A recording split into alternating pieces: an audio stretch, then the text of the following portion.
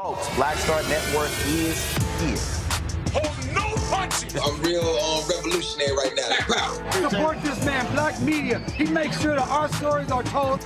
Thank you for being the voice of Black America, Roland. Stay black. I love y'all. All momentum we have now, we have to keep this going. The video looks phenomenal. See, there's a difference between Black Star Network and Black-owned media and something like CNN. You can't be Black-owned media and be scared. It's time to be smart. Bring your eyeballs home.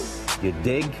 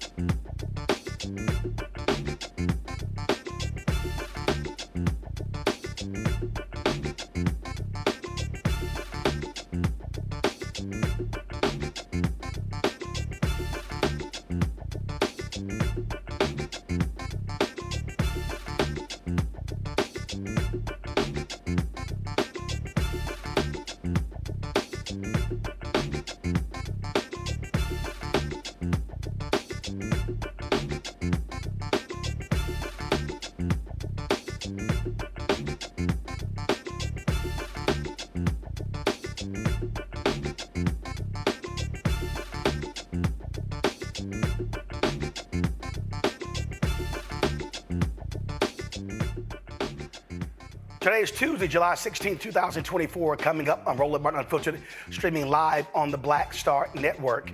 Donald Trump chooses Ohio Senator J.D. Vance as his Republican running mate. How do black folks feel about him? How has he done for black folks in Ohio? We'll talk to Ohio Congresswoman Shontel Brown about this former never Trumper. President Joe Biden just finished speaking to the NAACP in Las Vegas. We'll show you what he had to say and how he made the case for voters, especially black voters, to stand with him. Also, we will talk about, of course, a bunch of the lies you heard last night at the Republican National Convention as we focus on this critical election taking place in November. It is time to bring the funk on Roland Martin Unfiltered on the Black Star Network. Let's go. Whatever the piss, he's on it. Whatever it is, he's got the scoop, the fact, the find. And when it breaks, he's right on time and it's rolling. Best believe he's knowing. Putting it down from sports to news to politics. With entertainment just for kicks, he's rolling. It's on go, roll, roll, y'all. It's Roland Martin, rolling with Roland now. He's funky, he's fresh, he's real, the best, you know he's Roland Martin now.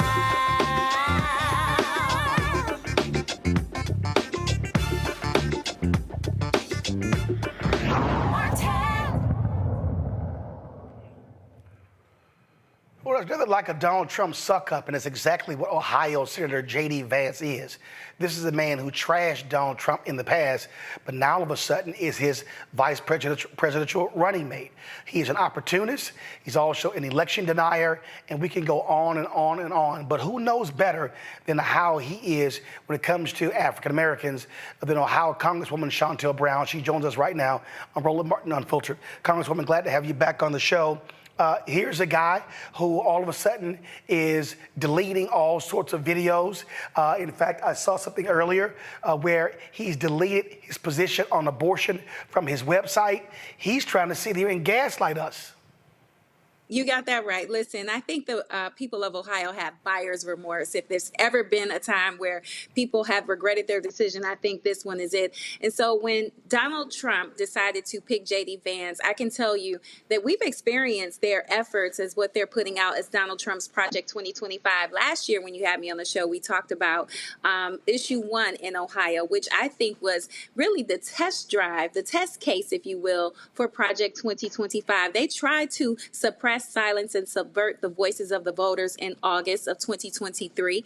And that was issue 1, where they tried to eliminate a simple majority and make it so that in order to change the Constitution, you would have to have a super majority, which really means that one man, one vote would no longer be the standard in Ohio. But I am proud to say that when the people of Ohio got the information, they showed up and they showed out and they voted in record number. But that wasn't enough, Roland. That wasn't enough. They attempted to do the same thing in November when they tried to roll back women's rights and make sure that they took away the women's rights to make their own healthcare decisions. I can tell you, J.D. Vance is getting ready to put a war out on women. This is the state where we had a 10-year-old who was a rape victim that had to flee the state in order to get the care that she needed, because at the time we had not passed issue 1. This is the state that also had the sister who had a miscarriage, a natural thing that happens to us. She had it in her bathroom over the toilet. She was charged with the abuse of a court. They want to criminalize women for natural things, for healthcare decisions, and this is what we can expect them to put forth as their plan as we talk about Donald Trump's Project 2025. So he is Donald Trump 2.0, an elections denier, as you pointed out, a misogynist, and definitely someone who does not respect women, in my humble opinion. Train derailment in East Palestine, Ohio. And Vance brought Donald Trump there to stand with him. Well, the folks at Status Quo interviewed a woman from there, and this is what she had to say about Ohio Senator J.D. Vance. That is chemically contaminated. You've been sick. So many of you are sick. I am obviously not going to blame everything in East Palestine on J.D. Vance, but he is a U.S. senator, and now he could be a heartbeat away from the presidency. Am I missing something? Has he called for a criminal investigation into Norfolk Southern? No. Go ahead. No, he hasn't called for one. We've been waiting. Charges need criminally charged.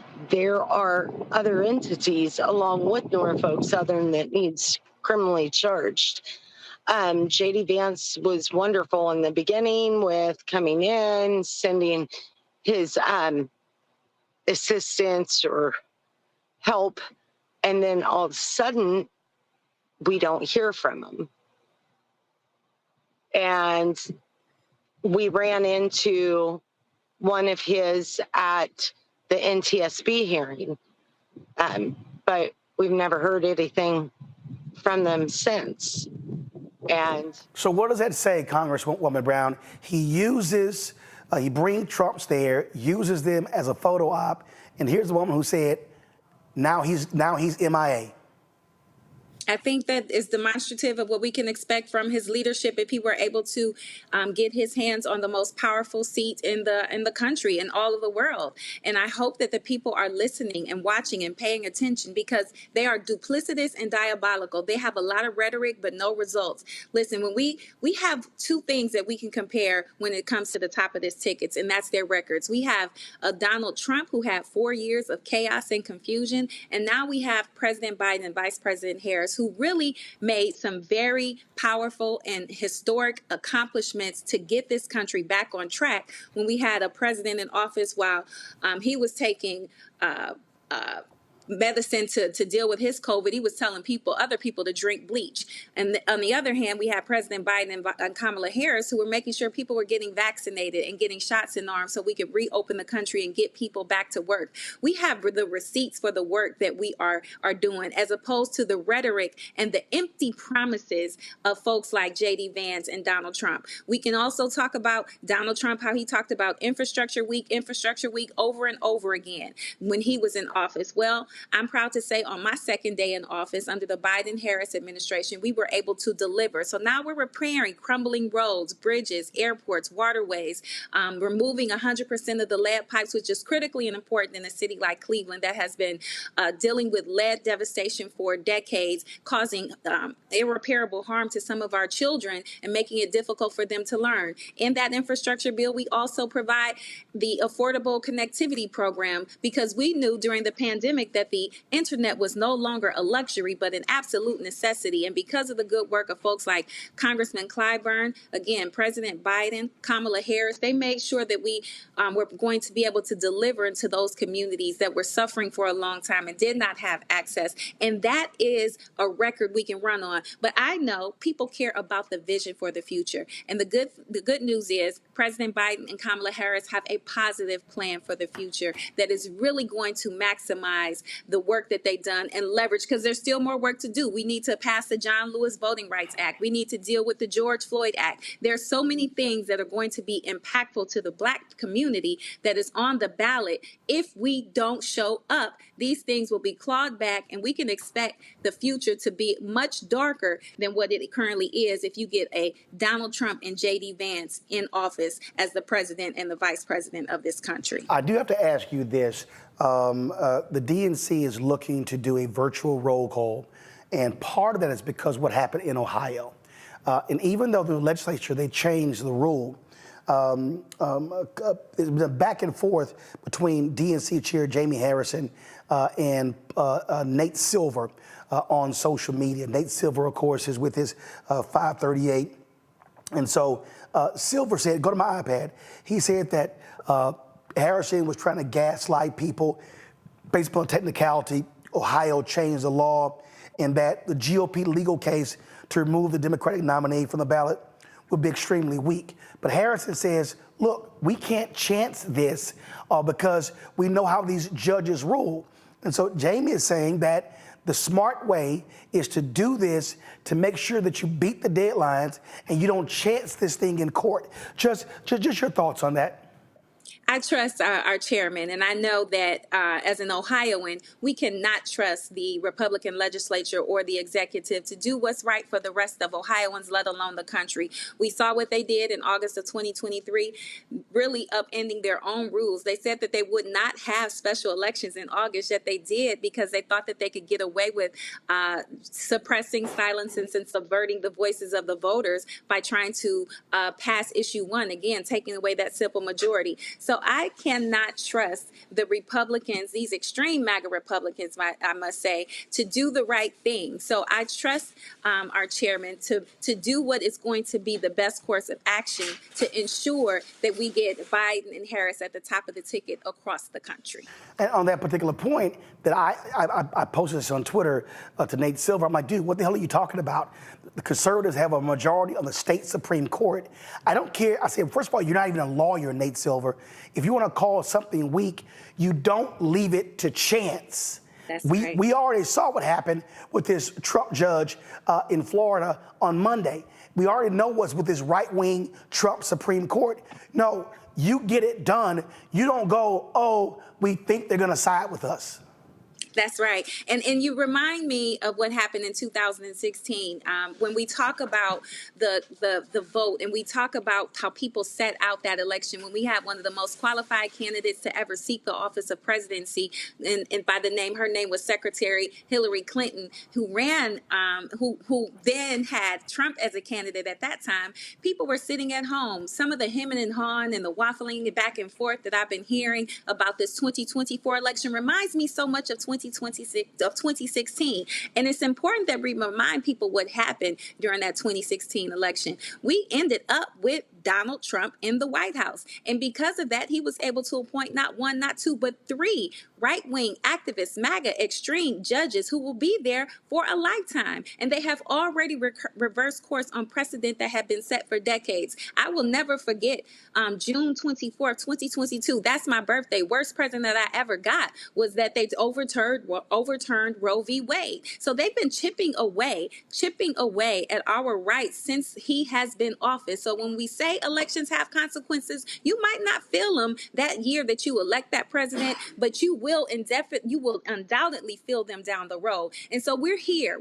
It's like deja vu. We're back. It's 2024. And I need people to remember what happened in 2016 when they failed to show up. We got those judges on the bench that are now Donald Trump's Supreme Court. They are overturning issues as it relates to affirmative action. We've got the Chevron case, and now they've given presidents immunity, making them more like kings than presidents. And that is what happens when we don't show up and vote in these critical elections. So every year for 2016, 2020, we've said that these are the most important elections because the stakes continue to get higher and higher. But I will take a page out of my sweetheart Antoine Seawright's book and remind folks that this is the most consequential election of our lifetime and that we are casting a survivor vote. This is really about our future and our freedom because it's all on the line. All you have to do is go look at Donald Trump's Project 2025. And the thing that is most concerning, they're not even hiding it, Roland Martin. They've got it right out in the open, and they are recruiting people online so that they can end and just terminate civil service positions and put in MAGA minions and Donald Trump sycophants that will do whatever they want and cave to his will, much like we see in the duplicitous, diabolical candidate called J.D. Vance as vice president. All right, Congresswoman Chantel Brown of Ohio. We appreciate it. Thanks a lot. Thank you for having me, Roland. Folks, going to a break. We'll be right back. Roland Martin Unfiltered on the Black Star Network. Coming soon to the Black Star Network. I still have my NFL contract in my house, having a case. It's 4 of them, for my 4-year contract. I got a $600,000 signing bonus. My base salary for that first year was $150,000. Matter of fact, $150,000. $150,000. That's what I made, $150,000. Now think about it. My signing bonus was a forgivable loan, supposedly. When I got traded to the Colts, they made me pay back my signing bonus to them. I had to give them their $600,000 back. Wow. Yeah, I was so pissed. Because, I try to be a man of my word. I'm like, you, I'll give you your money back. Even though I know